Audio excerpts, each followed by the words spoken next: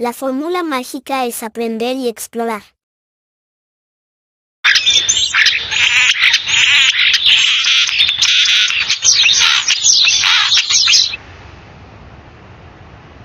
Este es el sonido que hacen los mochuelos boreales.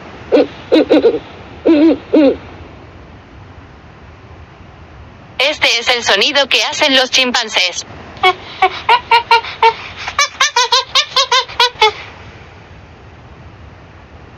Esto es un titi.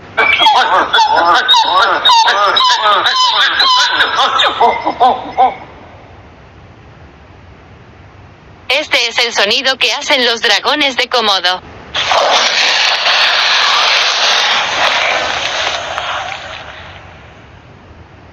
Este es el sonido que hacen los mirlos primavera.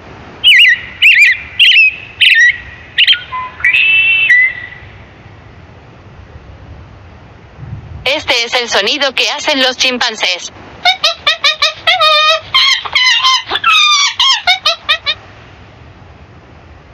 Este es el sonido que hacen los gatitos.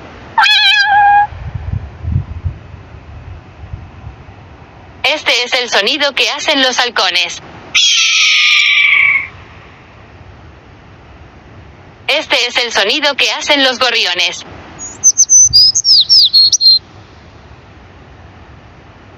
Este es el sonido que hacen los gorriones.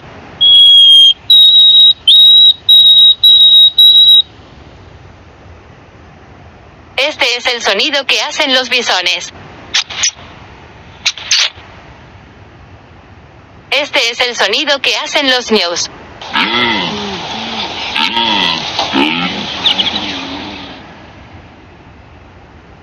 Este es el sonido que hacen los osos polares.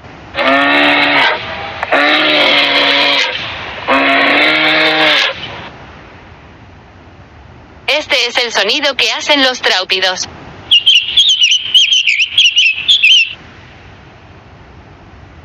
Este es el sonido que hacen los San Bernardo.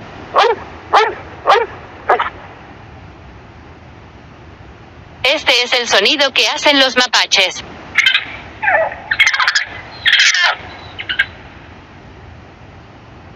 Este es el sonido que hacen los colibríes.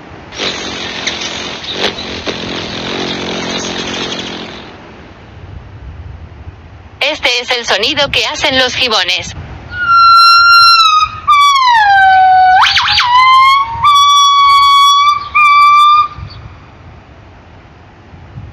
Así hace un buey.